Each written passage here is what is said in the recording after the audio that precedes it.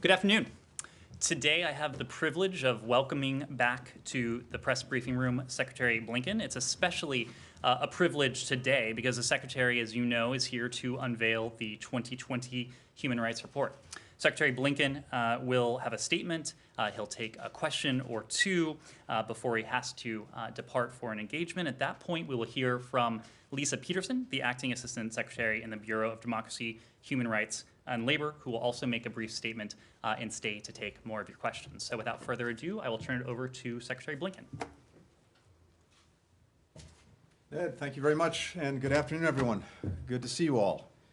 It's nice to be mask to mask, or at least face to mask in this case. So I want to speak to the report, and then, as Ned said, we'll try and take a couple of questions. I have the honor today of joining our Acting Assistant Secretary of State for the Bureau of Democracy, Human Rights, and Labor, Lisa Peterson, in presenting the 45th Annual Country Reports on Human Rights Practices, which offer a comprehensive review of human rights in nearly 200 countries and territories.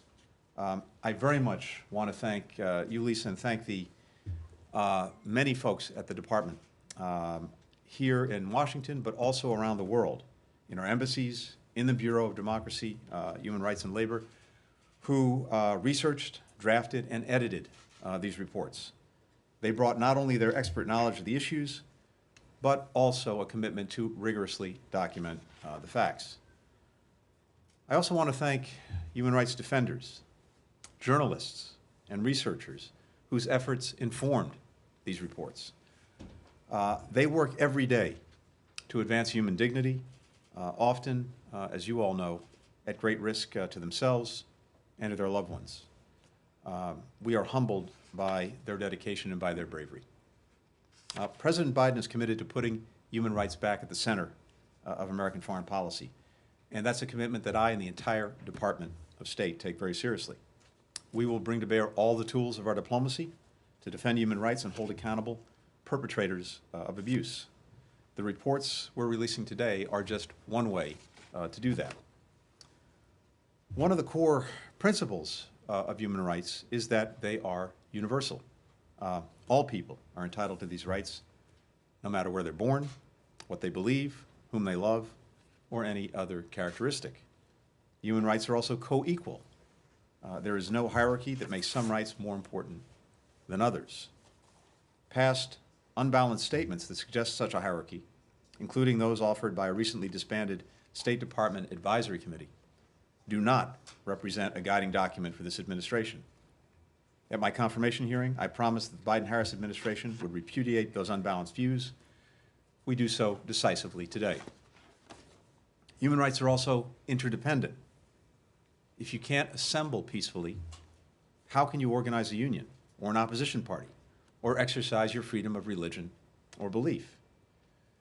If you're denied equal access to a job or an education because of the color of your skin or your gender identity, how can you attain health and well-being for yourself and your family? The report we're releasing today shows that the trend lines on human rights continue to move in the wrong direction. We see evidence that in every region of the world, this is happening.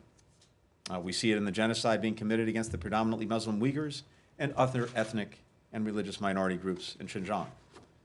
The attacks on and the imprisonment of opposition politicians, anti-corruption activists, independent journalists in places like Russia, Uganda, Venezuela. We see it in the arbitrary arrests, beatings, and other violence against protesters in Belarus, and in the violations and abuses inflicted on the people of Yemen by the parties in that country's conflict. We see it in the killings, sexual assaults, and other atrocities credibly reported in Ethiopia's Tigray region, and in the executions, forced disappearances, and tortures committed by the Syrian regime, as well as its ongoing attacks on schools, on markets, on hospitals. The latest of those attacks occurred just last week, when the Syrian regime killed 7 people, including 2 children, cousins, aged 10 and 12 years old, in a strike on the Al-Atarab hospital in western Aleppo. We also see it in the ways authoritarian governments are using and exporting new technologies to surveil and harass citizens and spread disinformation at home and abroad. We see it in what's happening in Burma. The events since the military coup occurred after this year's report was finished, but we must highlight them. Nonviolent protesters in Burma have been killed, beaten, imprisoned, including on Saturday, when more than 100 people were reportedly killed by the military. Many of those killed were protesting on Armed Forces Day, others simply bystanders. The military said in advance that they might shoot protesters in the back or the head, and they've made good on that threat. Among those reportedly killed, 4 children, the youngest, a 5-year-old boy. We condemn these and other widespread violations by Burma's security forces in the strongest terms. And we continue to call on the military regime to release all those people who've been unjustly detained, stop its attacks on civil society members, journalists, labor unionists, halt the killings by its security forces, and return to power the democratically elected government. The United States is committed to working with its allies and partners to hold the perpetrators of these abhorrent acts accountable. All of these alarming trend lines are being worsened by COVID-19, which autocratic governments have used as a pretext to target their critics and further repress human rights. Plus, COVID-19 has disproportionately impacted the individuals and groups in our societies who are already subject to abuse, to discrimination, to marginalization before the pandemic, such as racial and ethnic minorities, persons with disabilities, LGBTQI persons. Women and girls have also endured greater gender-based violence during lockdowns and face more obstacles to seeking help. Now, some have argued that it's not worth it for the United States to speak up forcefully for human rights, or that we should highlight abuse only in select countries and only in a way that directly advances our national interests. I believe those people miss the point. Standing up for human rights everywhere is in America's interests, and the Biden-Harris administration will stand against human rights abuses wherever they occur, regardless of whether the perpetrators are adversaries or partners. Countries where dissent is welcomed, where corrupt and abusive officials are punished, where labor laws are respected, where people of all backgrounds have equal access and opportunities, those countries are more likely to be peaceful, prosperous, stable. They're less likely to fall into conflict.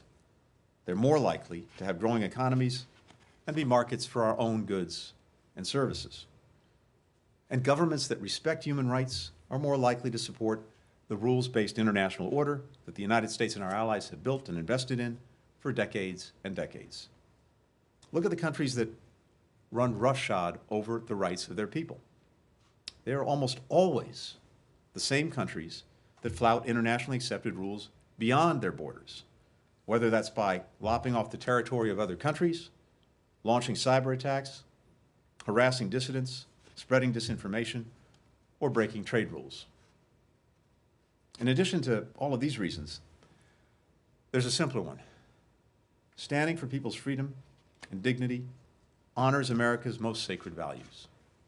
At our best, we stand for freedom and justice for all, not just here at home, but around the world.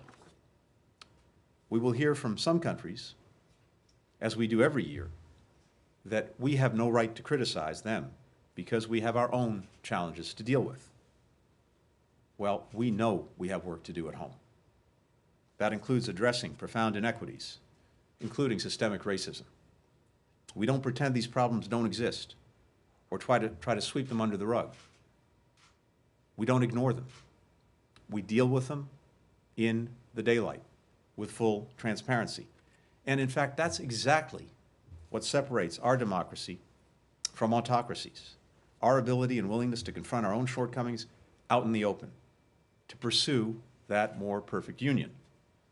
And the way we confront our challenges at home will give us greater legitimacy in advocating for human rights abroad.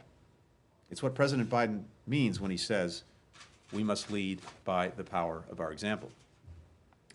These annual human rights reports are important, but of course, they're not enough. We will use a broad range of other tools to stop abuses and hold perpetrators to account. One way to do that is by working with the United States Congress, which has passed laws providing new authorities to sanction human rights violators, things like the Global Magnitsky Act, the Hong Kong Human Rights and Democracy Act, other pieces of important legislation, and continues to demonstrate a bipartisan commitment to promoting human rights. We'll continue to look for innovative ways to partner with Congress to shine a light on abuses and hold perpetrators to account. Another way is by imposing consequences through economic sanctions and visa restrictions, as the United States did recently, in unity with Canada, the European Union, and the United Kingdom, on individuals engaged in atrocities being committed against the Uyghurs in Xinjiang. And we will find ways to incentivize countries to take positive steps toward respecting human rights, such as through trade benefits and development aid. The Khashoggi ban, which we created after the period covered by this year's human rights reports, gives us an additional tool to hold accountable officials who harm journalists, activists, or other perceived dissidents by revoking or restricting visas to them or their family members. While this policy bears Jamal Khashoggi's name, and we first applied it to 76 individuals from Saudi Arabia for their appalling actions targeting perceived dissidents abroad, including the killing of Mr. Khashoggi, we'll apply the ban to officials from any country that targets dissidents beyond its borders. As we take these steps, we recognize that America is always more effective when we work with allies and partners. I delivered that message in recent visits with allies and partners in Asia, Europe, and North America, and in my virtual visit yesterday to the United Nations. We will engage in multilateral institutions, even flawed ones, like the UN Human Rights Council, because we can do much more to move them in the right direction when we have a seat at the table instead of staying outside of the room. And because in our absence, we have seen how autocratic governments use these institutions to undercut human rights. The Biden-Harris administration will also redouble our efforts to support journalists, human rights defenders, anti-corruption activists, labor union organizers, and other advocates around the world who put everything on the line to defend human rights. When these people come under attack, they often look to the United States to speak up on their behalf. Too often in recent years, these defenders heard only silence from us.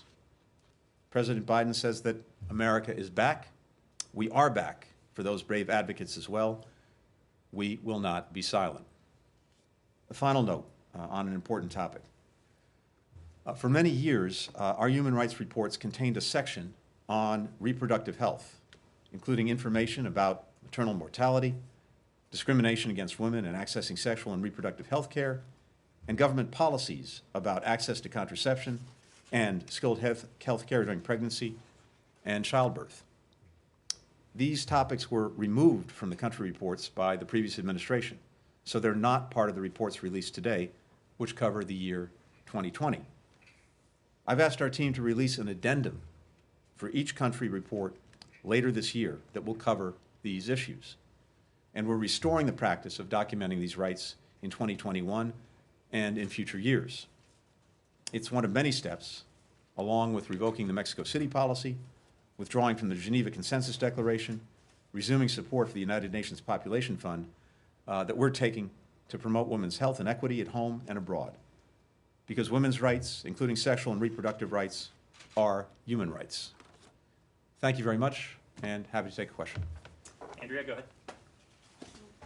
Mr. Secretary, in speaking out against human rights in China and Russia in particular, are you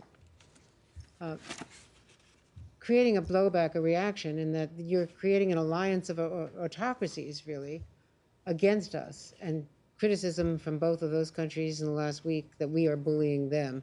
How do you counteract that and make your criticism more effective, especially in the context of them, neither of them, to our knowledge, doing anything to help you regarding Burma or Myanmar and the atrocities there? Andrew, I'd say a couple of things to that. First, and more generically, whether it's China, Russia, or anyone else, we're not standing against any of those countries. We're not trying to, for example, contain China or keep it down. What we are about is standing up for basic principles, basic rights, and a rules-based international order that has served us and countries around the world very, very well. And when any country, in whatever way, seeks to undermine those rights or undermine that order, yes, we will stand and speak out forcefully about it. And that's what is going on. I think we're seeing as well that when we're doing that, we are much more effective when we are speaking out and working with other like-minded countries. And I think what you've witnessed in recent weeks, particularly with regard to the response, the international response to the abuses being committed against Uyghurs in Xinjiang, for example, the quashing of democracy in Hong Kong, as well as numerous actions taken by Russia that, again, are fundamentally attacks on the international rules-based order. You're seeing country after country speak out in unison and often in a coordinated fashion. We've spoken out in conjunction and coordination with the European Union, United Kingdom, Canada, many allies and partners in Asia. And the power of countries speaking out together, I think, will be increasingly evident. So, we've seen some responses from, for example, the government in Beijing to some of the actions taken by countries in Europe. I suspect that is only going to redouble the concerns and the focus that other countries give to the actions that the government in Beijing has taken in abuse of human rights. I think we're already seeing that. Secretary, it's time for a final question. Simon. Thank you. You mentioned the different tools that you have at your disposal to address these issues. Obviously, the issue and the situation in Burma or Myanmar has happened since this report was written, but it offers a live case where human rights are being suppressed day by day on the ground. And we've seen from the US a kind of escalation of sanctions, week by week, more sanctions, but the generals in the country are pushing on with their course. They're not changing course. The death toll is getting more and more. What more do you have at your disposal to try to actually, get them to listen when it seems like they are completely unresponsive to everything you've done so far? So I'd say a few things about that. First, the actions that we've seen by the Burmese military in terms of its attacks on civilians are reprehensible. And we witnessed just this past weekend, as I noted earlier, an attack that killed about 100 civilians. Some people simply caught in the crossfire, others just expressing peacefully their views. And this follows a series of other attacks, and indeed increasingly disturbing and even horrifying violence. One thing is clear: it's that the people of Burma are speaking clearly. They don't want to live under military rule. And that is evident from what we're seeing and hearing and witnessing every single day in Burma. So we've taken a number of actions, as you note. Of course, we and others have spoken out very forcefully against the violence being perpetrated by the military regime. Beyond that, we've taken specific action with regard to those responsible for the coup and enterprises that support them, including designations under various sanctions laws. We've also worked closely with other countries to speak out in unison. There are I think other things that countries should be looking at. For example, some countries and some companies in various parts of the world have significant investments in enterprises that support the Burmese military. They should be looking at those investments and reconsidering them as a means of denying the military the financial support it needs to sustain itself against the will of the people. But I think you can expect us to continue to speak out strongly and to work with close allies and partners, including the ASEAN countries, in strong opposition to the actions that the coup regime is taking in Burma. Thank you, Thank you. Mr. Secretary. Thank you.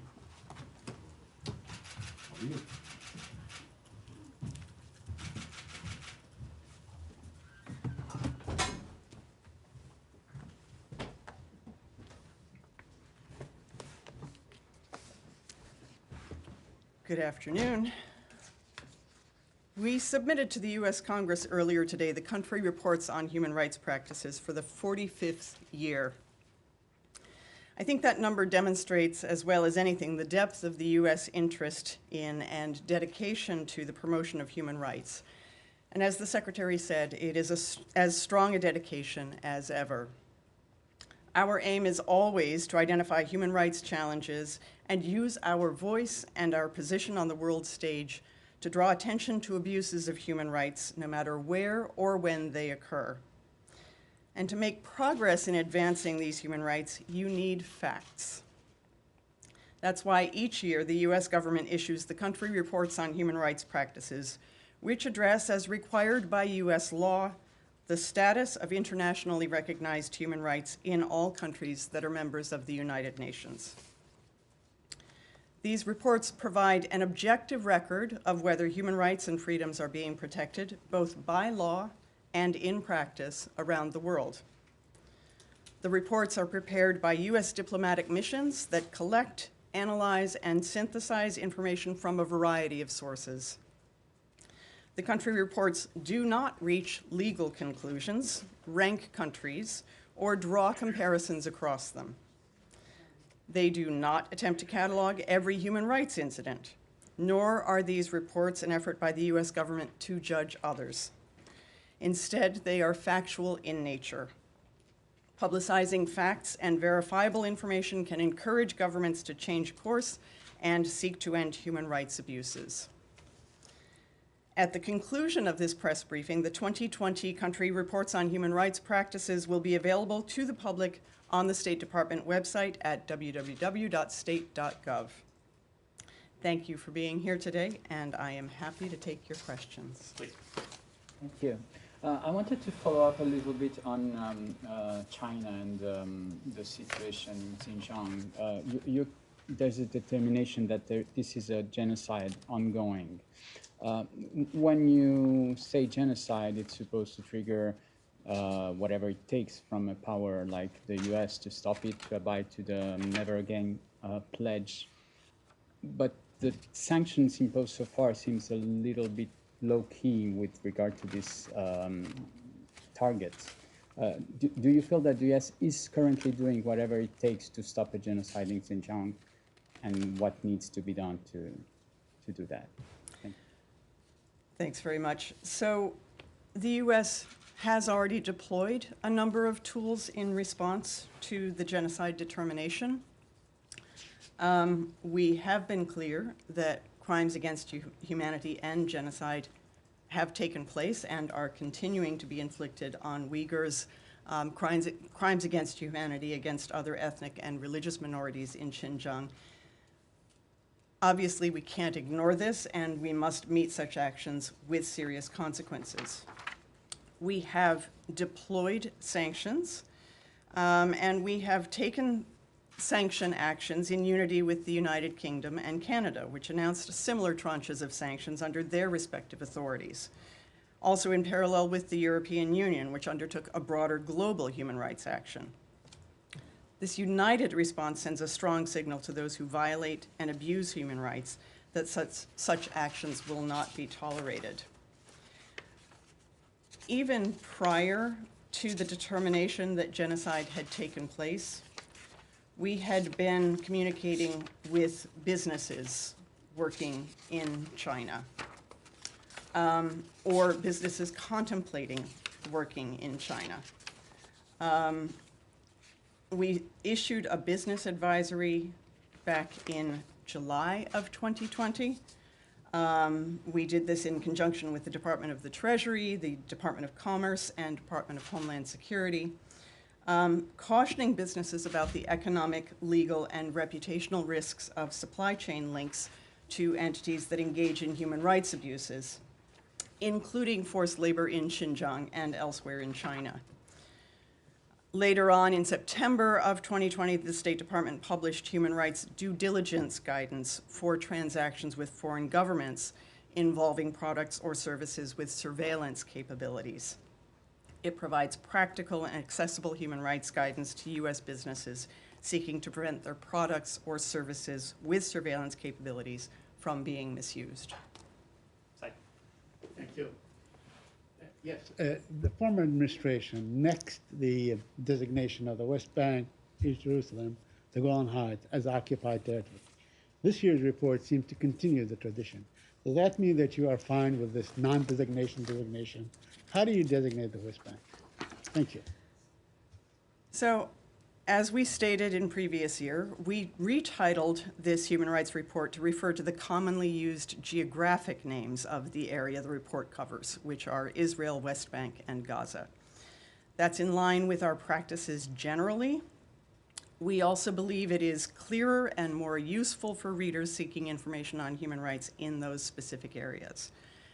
The title of the report was updated to reflect current practices in the department and to be clearer and more useful to readers and researchers. So what is the West Bank? I mean, is it not occupied? Is it occupied? Are you fine with this new reality? So language in this report is not meant to convey a position on any final status issues to be negotiated between the parties to the conflict, including the specific boundaries of Israeli sovereignty in Jerusalem or the borders between Israel and any future Palestinian state. Please. Hi, thank you. My name is Mohammed Al Ahmed with Al Jazeera Arabic. The United States government was among 31 signatories of the joint statement of the Human Rights Council, which called on Egypt to lift its curb on the freedoms of expression and assembly. How are you planning, based on that joint statement and on today's report, how are you planning to build on that to pressure Egypt to improve its human rights record? Thank you. President Biden has made clear that human rights will be at the center of our foreign policy, and that includes with Egypt. That was part of the driver for the United States joining on to the joint statement at the Human Rights Council, calling upon Egypt to improve its human rights record and emphasizing the fundamental importance of respect for human rights and fundamental freedoms and the need to respect a robust civil society. We continue to raise human rights concerns with officials in the government of Egypt. We also continue to support civil society to the extent possible. As the Secretary told Foreign Minister Shukri, human rights will be at the center of our relations with Egypt, and we look forward to strengthening our historic partnership and ensuring respect for democracy and human rights. Thank you. Yes, Kat. Thanks for doing this. I wanted to ask a quick question about the Secretary's remarks with regard to the reproductive health section. And he said that there will be reports on that later in the year because they weren't included in the report. But I'm just curious, does the State Department have a determination as to what the impact was of not having these sections in the report over the last few years on reproductive health globally? That's an excellent question, and I'm not sure that we have an immediate answer for that. I think that is something worth looking into. I think you will see a fair bit of research and study going into the impact on sexual and reproductive health rights in the context of COVID-19. I think we, as a bureau, if we find the means to do so, may need to take a look at that question of, was there an impact by not having this reflected in the human rights reports? Yeah, hi, it's Michel Gandour with Al Qurra Television. In putting the human rights in the center of the foreign policy, what will change in your dealing in the country, with other countries, especially with the Middle East countries?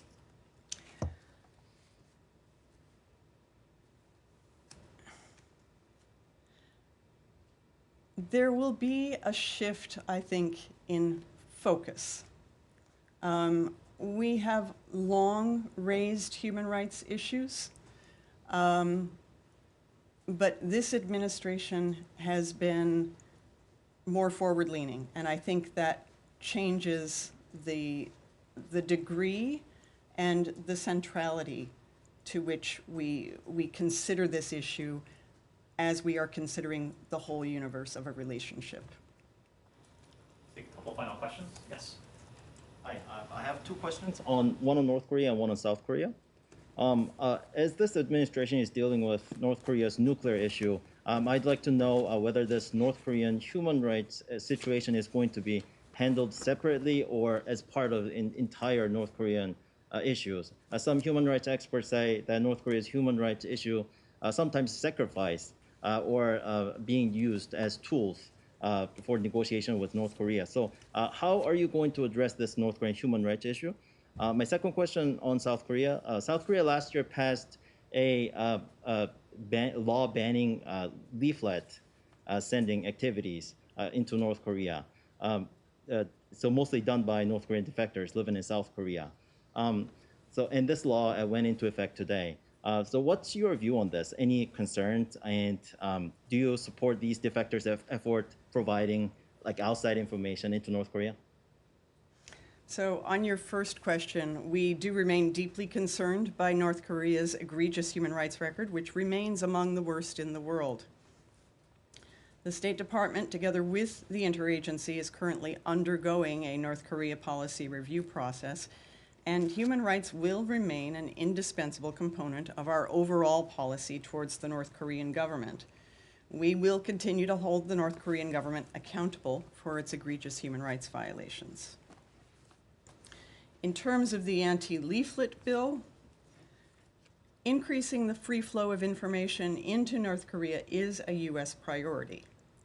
The dissemination of information is critical for North Koreans to access fact-based information not controlled by the North Korean regime.